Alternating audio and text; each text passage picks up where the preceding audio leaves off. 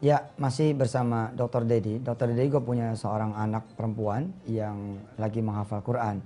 Ya, boleh sedikit cerita sebelum cerita tentang lanjutan ini tentang anak Oh ya, Ayasa namanya Ustaz. Ayasha. Ya, Ayasa. Jadi anak pertama dari 3 Ustaz. Yang kedua Hafiza dan yang ketiga alhamdulillah masih baby. Baby, oke. Ya anak pertama ini menurut kami yang menuntun kami kepada Quran. Oh. Karena mungkin dulu kami tidak ada satu keinginan untuk menghafal atau menekuni secara lebih dalam. Tapi ternyata putri kami ini dari kecil-kecil suka, meskipun belum bisa baca, tapi buka-buka mushaf seperti itu. Terus ya sampai akhirnya masuk ke kelas 1 SD, memasuki program penghafalan Quran. Subhanallah. Sekarang umur berapa Ananda? Sekarang kelas 5 Ustaz. Kelas 5. Allahu Akbar. Apa pencapaian di bidang tahfiznya? Alhamdulillah per hari ini mencapai 15 juz untuk hafalannya. Allah. 15 juz. Dan ngapalnya nggak di pesantren loh. Di mana ngapalnya? Di rumah Ustaz. Di rumah. Nah, apa yang Anda akan bawa? Pengalaman Dr. Dedi mengelola anak. Bagaimana kemudian dengan tugas Anda, ya di mana Anda, saya amanahkan tugas untuk kemudian memimpin sekolah bisnis, memimpin Paytrain Academy, memimpin buku Yusuf Mansur, dan memimpin insya Allah nanti Universitas Yusuf Mansur. Apa ininya gitu, hikmahnya nanti?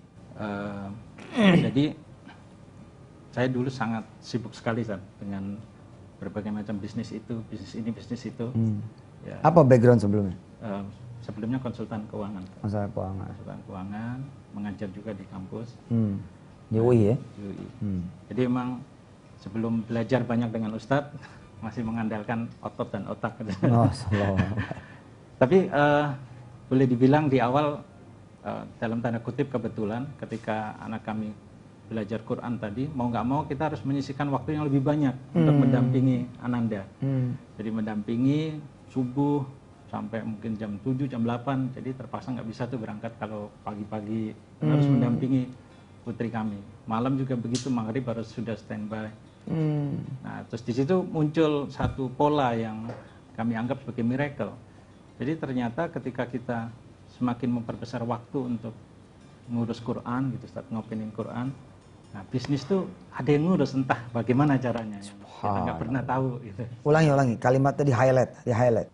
Semakin banyak waktu kita untuk ngopeni Quran, itu semakin besar pula porsi bisnis kita, urusan kita yang ternyata itu diurus oleh Allah gitu.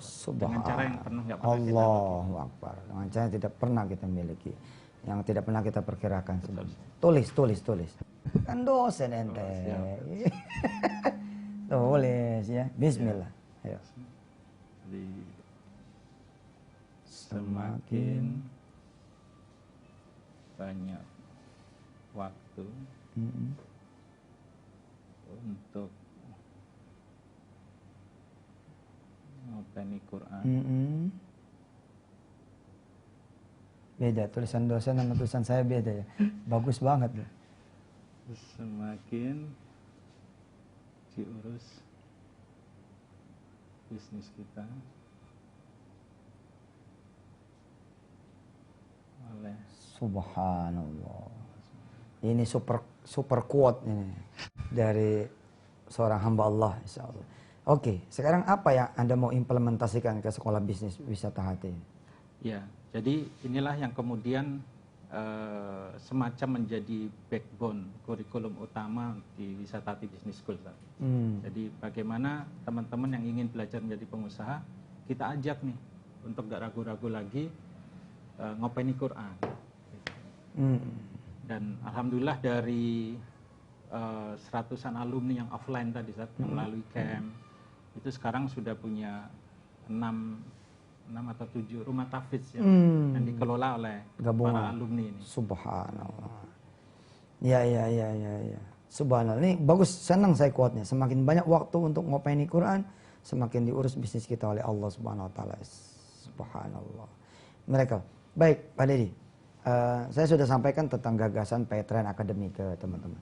Bisa sedikit disinggung? Iya, jadi Paytrain Academy ini menurut saya gagasan yang luar biasa dari Ustaz Mansur. Saya Dengan izin mencoba Allah, insya Allah. memanifestasikan secara real gitu. Jadi ada komunitas yang luar biasa nih. Jadi Paytrend ini komunitas yang luar biasa. Kalau sekarang mungkin sekitar 300.000 ya Ustaz. 500. Nah, 500.000 member atau mitra yang tergabung. Nah, ini sebenarnya satu kekuatan yang besar.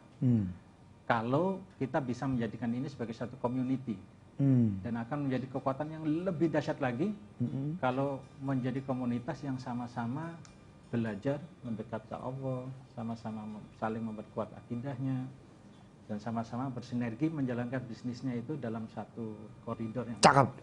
Ulangi kalimatnya. Bagus. Aduh, gimana tuh? Paytrend ini komunitas yang besar, Betul. ya.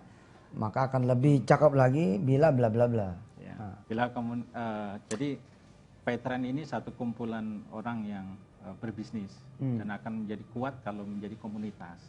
Dan komunitas ini nggak akan hanya kuat lagi, akan dahsyat lagi kalau berkumpul mempelajari upgrading diri, mempelajari motivasi bisnis, mempelajari tadabbur Quran, dan akhirnya bersinergi nih menjalankan bisnisnya dalam jalan-jalan kebaikan dan ridha Allah. Karena itu kemudian lahir Paytrend Academy untuk membackup. Betul. Ya, jadi ada kurikulum yang didesain. Betul. Ada apa lagi?